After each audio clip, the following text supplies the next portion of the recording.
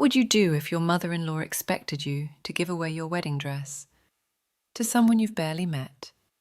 In this episode of our JustNoMIL podcast, we dive into a shocking tale of family betrayal, toxic expectations, and a husband stuck between his wife and his mom. Buckle up, this one's wild. Now, before we dive into the dress drama itself, we need to take a step back because this story isn't just about a dress, it's about a pattern.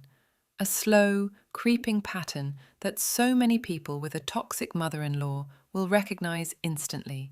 The kind of mother-in-law who's not just difficult, she's emotionally exhausting.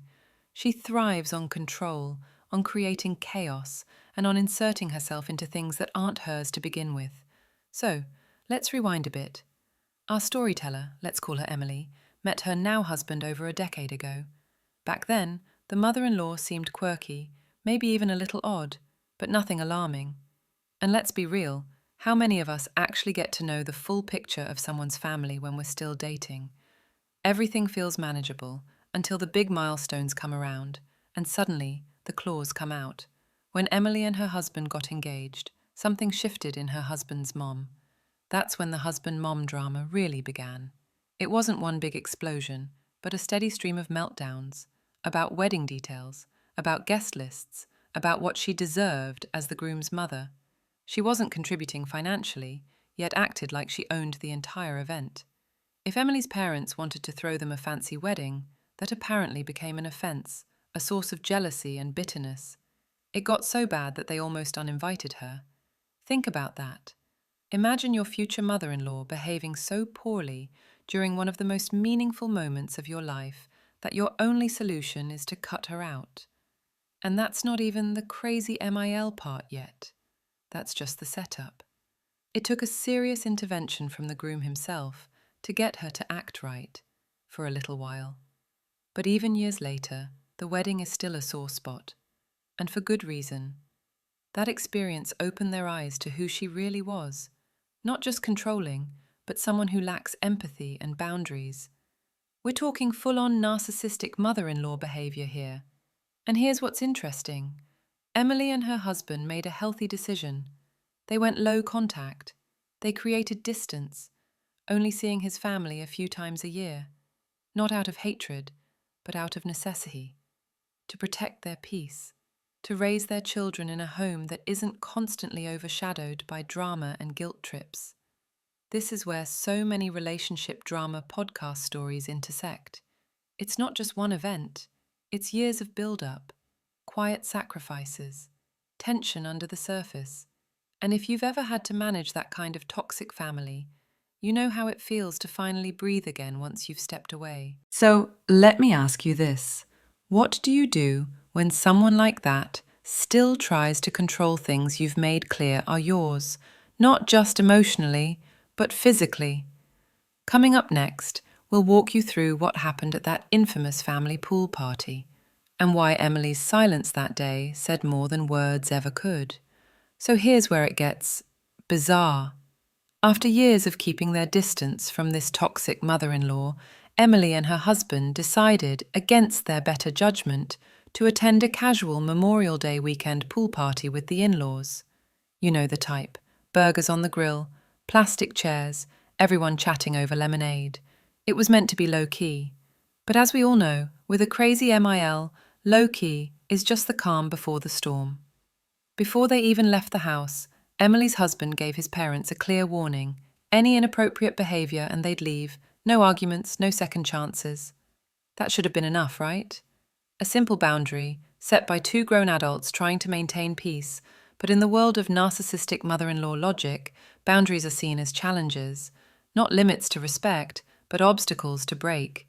And so there they were, sitting with the family, mid-conversation, everything going fine, when suddenly, out of absolutely nowhere, MIL turned to Emily and said, "I was looking at your wedding photos the other day.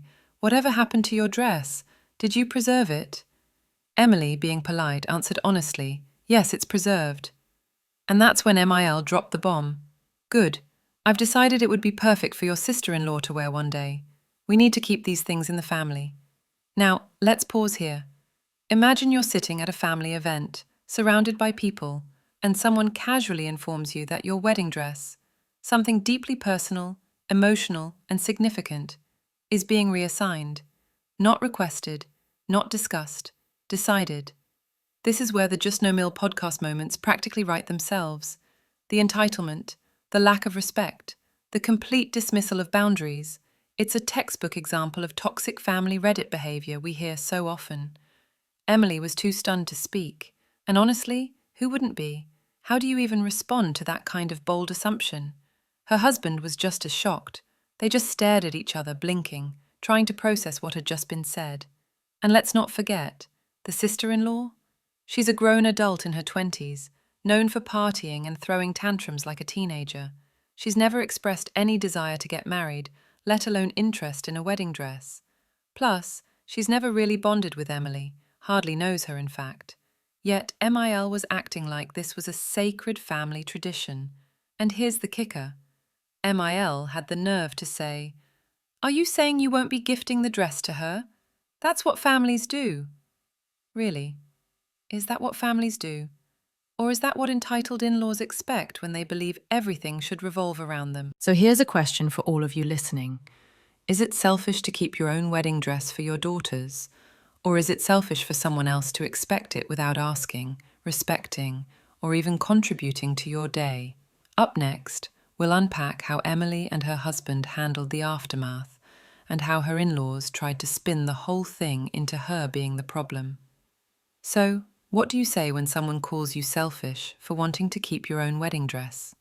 Not for your sister-in-law, not for your husband's side of the family, but for your own daughters, your 3 little girls who might one day want to feel connected to their mum's most special day. Emily didn't say anything, and that silence, it spoke volumes. In that moment, surrounded by people, frozen in disbelief, she realized exactly why she and her husband had gone low contact in the first place. This wasn't just an awkward comment. It was another example of a narcissistic mother-in-law testing the waters, seeing how far she could push, how much she could take, and how much Emily would tolerate under the guise of family. And of course, Michiel didn't stop. She leaned in, challenging Emily's expression and twisting the silence as disapproval. "What's with that look on your face? Are you saying you're not giving her the dress? That's what families do." It's the same manipulative logic we see in toxic family Reddit stories and relationship drama podcasts all the time, where the moment someone sets a healthy boundary, they're painted as the villain, as if protecting your own memories, your autonomy, and your future plans for your children is somehow rude or disrespectful. Luckily, Emily's husband stepped in. And this is key, because in so many of these wife versus mother-in-law stories, the husband either stays silent or sides with his mum. But not this time.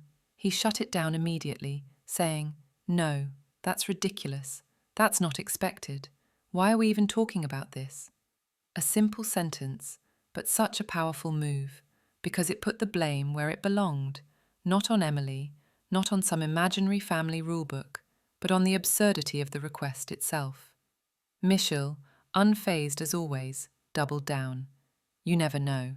Your sister-in-law might get married sooner than you think. I knew Emily wouldn't like this, so I figured we should start the conversation now.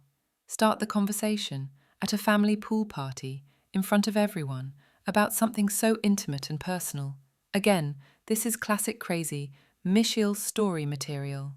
That need to control the narrative, that refusal to respect boundaries, and let's be honest, the not-so-subtle attempt to stir up drama in public, hoping to catch someone off guard so they can be labelled the difficult one. At that point, Emily and her husband packed up their things, gathered their kids, and quietly left. And honestly, that was the most dignified response they could have given. Because sometimes, when dealing with a toxic mother-in-law, walking away is the argument. It's the statement. It's the closure. So let me ask you, have you ever been put on the spot in front of others by a family member trying to embarrass you into submission? How did you handle it? And more importantly, did they ever acknowledge the damage they caused? Stick around, because in our next segment, we'll read the text message apology that came after this confrontation and why it made things even worse. Here's something we don't talk about enough. When someone crosses a line, the first thing they usually care about isn't your feelings. It's how they looked when they crossed it. So let me ask you, have you ever received one of those apologies that isn't really an apology? The kind where they admit they messed up, but then immediately pivot to explain why it's still your problem? That's exactly what happened next. A few hours after the pool party incident, Emily's husband got a text. Not just from his mum, but from both his mum and dad. Which, for once, actually made things feel more serious. The text read something like, "We messed up and shouldn't have brought this up at a party in front of others. However, this is a really important conversation that needs to be had. Can the four of us sit down and work through a solution?" Sounds reasonable, right? But here's the thing. This wasn't an invitation to talk. It was a carefully worded trap. A way to bring the subject back up and reframe Emily as difficult if she refused. And honestly, this tactic shows up in toxic family situations all the time. You see it in true revenge stories, in toxic mother-in-law drama, in families where boundaries are a threat rather than a guide. The language of that message says it all. This is a conversation that needs to be had. Not, "We're sorry for overstepping." Not, "We respect your decision." Just a reminder that they're not letting it go. And what's the supposed solution here? Emily gives up her wedding dress because someone else decided it's a family heirloom. Because her party girl sister-in-law, who isn't even thinking about marriage, might want to wear it someday. Let's not forget, the in-laws didn't contribute a dime to the wedding. They were nearly uninvited because of their behavior, and Emerald has always held resentment toward Emily's parents for being able to afford a fancier celebration. So now this dress isn't just a piece of clothing, it's a symbol of everything Mill couldn't control back then, and is trying to claim now. Thankfully, Emily's husband held firm. His response was short but powerful. He essentially told them, "This isn't a conversation. It's not up for discussion. And frankly, the fact that you're still pushing it is absurd." Now, for those of you who follow crazy Mayal stories or tune in to our Wife versus Mother-in-Law podcast episodes, you know this moment. The one where the scapegoating starts. The silence gets colder. The texts become passive-aggressive. Because when a narcissistic mother-in-law loses control, she usually doesn't let go quietly. So let me throw this question out there. When someone offers an apology just to reset the argument on their terms, do you owe them a response, or is silence the only reply they deserve? Coming up next, we'll take a closer look at why Emily's wedding dress matters so much and who it's really meant for in the first place. Let me ask you something. When did wedding dresses stop being just fabric and become loaded with so much meaning? Because that's what this really comes down to. It's not about lace or silk or whether the dress fits your sister-in-law's body type. It's about ownership, about autonomy, and about respect for boundaries in families that often push past every single one. Emily's wedding dress wasn't bought with her in-laws' money. It wasn't chosen with them. It wasn't worn with their blessing. It was hers, preserved carefully, protected with love. Not because she wanted to hoard it like some trophy, but because she wanted her 3 daughters to one day have the option to wear it, alter it, or simply touch a piece of her history. That's the part that gets missed in so many toxic family dynamics. The assumption that anything connected to marriage or womanhood must be shared, surrendered, or sacrificed in the name of keeping the peace. But peace built on guilt isn't peace. It's quiet resentment. And here's the real twist. Emily never said no.